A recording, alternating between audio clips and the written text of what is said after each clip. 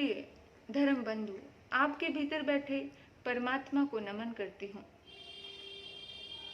मेरे जीवन में आए हुए प्रत्यक्ष रूप से अप्रत्यक्ष रूप से सभी महान पुरुषों के चरणों में कृतज्ञता व्यक्त करती हूँ। मेरे बंधुओं, अक्सर बच्चों का एक प्रश्न होता है कि हमारे माँ बाप हमें बहुत ज़्यादा पसंद नहीं करते हैं, मेरे दोस्तों को बहुत पसंद करते हैं और उनकी बड़ी तारीफ करते हैं। कभी कभी किसी माँ बाप की आदत होती है कि माँ बाप अपने बच्चे से दूसरे बच्चे का कंपेयर करते हैं। माँ बाप कहते हैं कि देख देख वो तेरे से कितना आगे बढ़ गया, देख वो कितना आगे बढ़ गया, देख उसने कितने नंबर प्राप्त कर लिए, देख वो कितना होशियार है। ऐसा क्यों कहते हैं माँ बाप? आपके दुश्मन है इसलिए? नहीं, या फिर आपसे वो प्यार करते हैं इसलिए? ये बात आपको भी समझ आती है कि आपके माँ बाप आपको आगे बढ़ाना चाहते हैं। वो चाहते हैं कि वो बच्चा इतना आगे बढ़ा तो मेरा बच्चा उससे भी आगे बढ़े, उससे भी आगे तरक्की करे। मेरे बंधुओं, याद रखना एक बात, इस दुनिया में आपका हितैषी आपके माँ बाप से बढ़कर कोई नहीं है। माँ बाप ही आपके हितैषी हैं। मेरा स्वयं का एक्सपेरिमेंट की हुई बात मैं बता रही हूँ कि माँ बाप के अलावा आपका कोई अपना नहीं बनता, कोई भी अपना नहीं बनता। माँ बाप हमारे जीवन में जो भी कुछ करते हैं वो हमें आगे बढ़ाने के लिए करते हैं, हमें शिखर पर ले जाने के लिए करते हैं।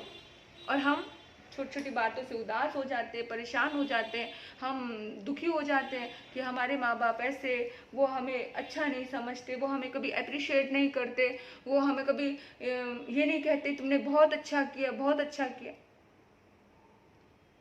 पता है, इंसान माँ बाप पर भी गुस्सा होता है, इंसान भगवान पर भी गुस्सा होता है। लोग कहते हैं कहाँ है भगवान, कहाँ है माँ बाप, कौन है, कोई भी नहीं है, हम बिल्कुल अकेले हैं, ऐसा ही फील करते हैं ना।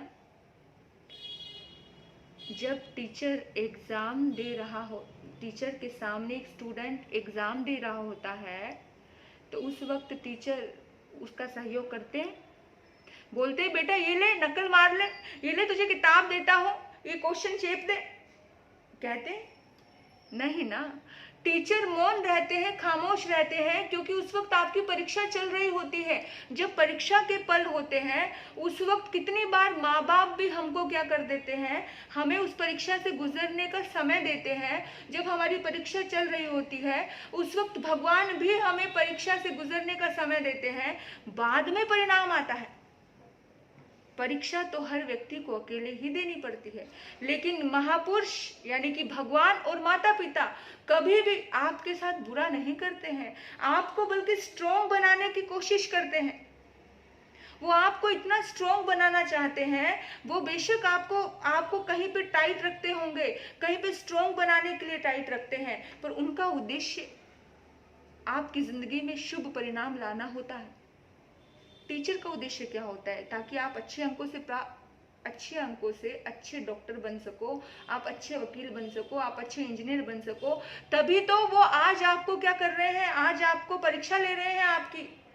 इसी तरह से भगवान हो या माँ बाप हो, कभी ना कभी ये लोग भी हमें परीक्षा से गुजारते हैं, लेकिन हम दोष देने लगते हैं कि इनको तो हमारी कुछ पड़ी नहीं है। मेरे बंधु, मैं सच कहती हूँ, मैं बार बार कहती हूँ, माता पिता से ऊंचा इस दुनिया में हमारा कोई भी नहीं, सिर्फ वही हमारा साथ देते हैं।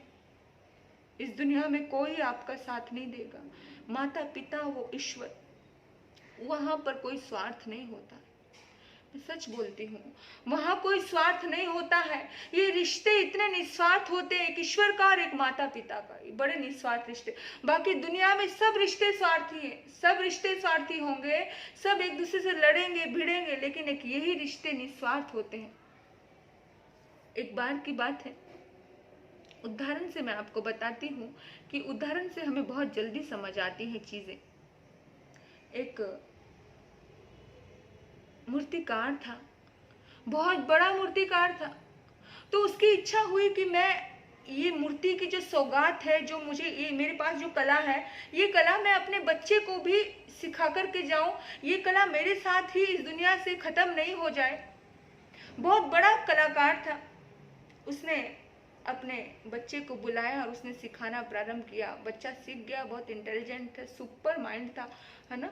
तो सीख गया, सीख रहा है। आज एक पेंटिंग बनाई, 2 बनाई, 3 बनाई, हजारों पेंटिंग बना दी उस बच्चे ने। बाहर जैसे वो पेंटिंग पहुंचती, उसे बहुत तारीफ मिलती, बहुत तारीफ मिलती, इतनी तारीफ मिलती, इतनी तारीफ मिलती, पूछो मत। उसके मन में एक दर्द रहता, उसको बड़ा दुख लगता। मेरे पिताजी मेरी तारीफ कभी नहीं करते। मेरे पिता मेरी पेंटिंग की तारीफ कभी नहीं करते कि बेटा तूने इतनी खूबसूरत पेंटिंग बनाई है, तूने इतनी अच्छी पेंटिंग बनाई है। उन्होंने कभी मेरी तारीफ नहीं की। मेरे पिता को मेरे से क्या प्रॉब्लम है, क्यों मेरे लिए अच्छा नहीं बोल रहे हैं, क्यों मुझे अच्छा नहीं कह रहे हैं। मतलब इतना उसके मन में दुख होता, बहुत दुख होता। हम भी ऐसे ही बहुत बार दुखी होते हैं ना कि हमारे अपने, हम जब भी हम कुछ अच्छा कर रहे होते हैं, जब भी हम कुछ विशेष कर रहे होते हैं, तब हमें अप्रिशिएट करने वाला कोई चाहिए। और सबसे पहले माँ बाप, अगर माँ बाप ही अप्रिशिएट ना करें तो हम कितने दुखी हो जाते हैं, कितने दुखी, वो भी दुखी होता, बहुत दुखी होता। क्योंकि दुनिया उसकी बहुत तारीफ करने लगी थी, लोग उसे बहुत मानने लगे थे, बहुत ज़्यादा। तो आज ऐसा हुआ कि उसने एक बहुत बड़ी सुंदर भगवान कृष्ण की मूर्ति बनाई, बहुत प्यारी मूर्ति बनाई, इतनी बड़ी विशाल मूर्ति बनाई और ला कर के अपने दोस्त को दे दी। बोला जा दोस्त, मेरे पिता के सामने जा,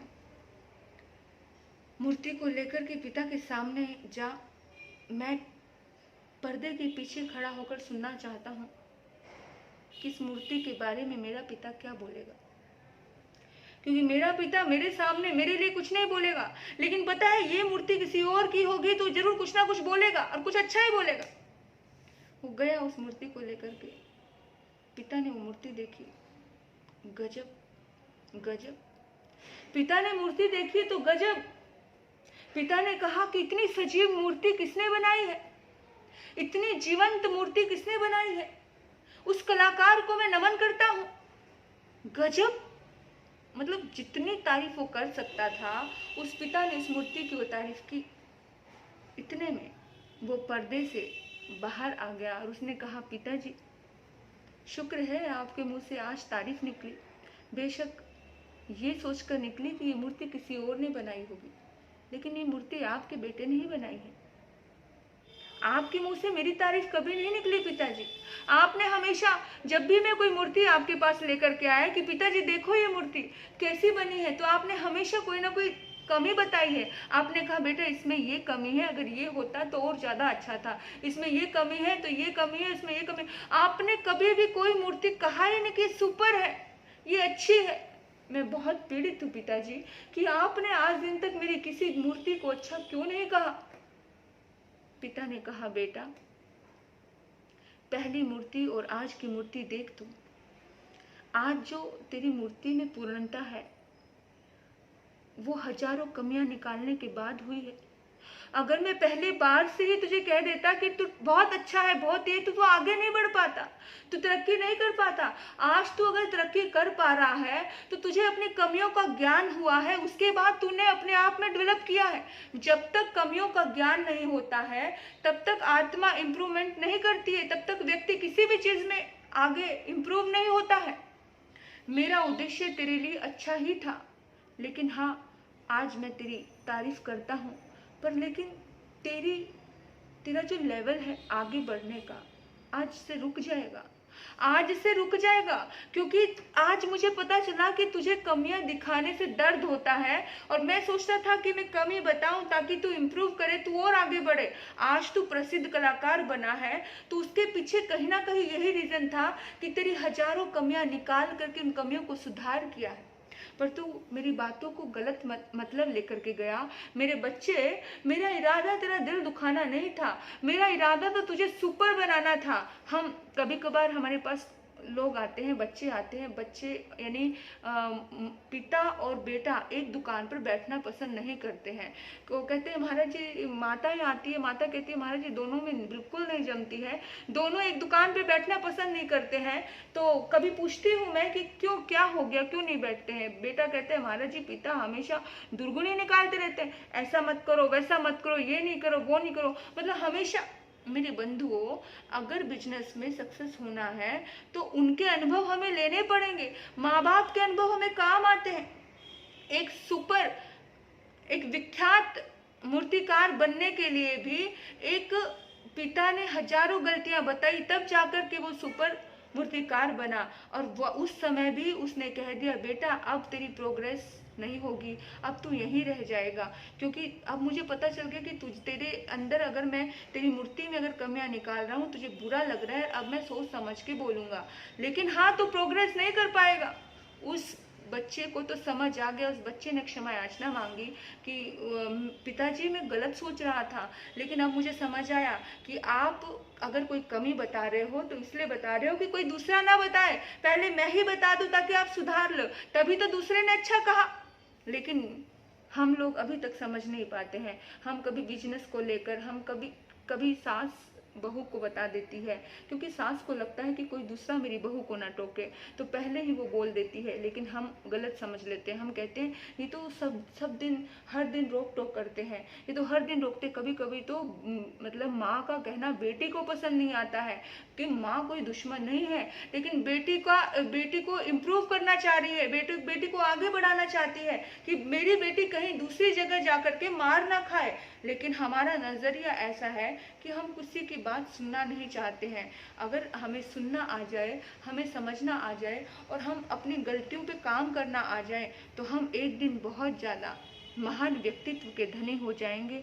बस ये सुंदर सी एक प्यारी सी ये कहानी हमें बहुत बड़ा संदेश देती है कि अगर कोई इंसान हमारी खामियां बता रहा है, उन खामियों को दूर करते रहें और अपने अंदर की भीतर की अच्छाइयों को प्रकट करते रहें।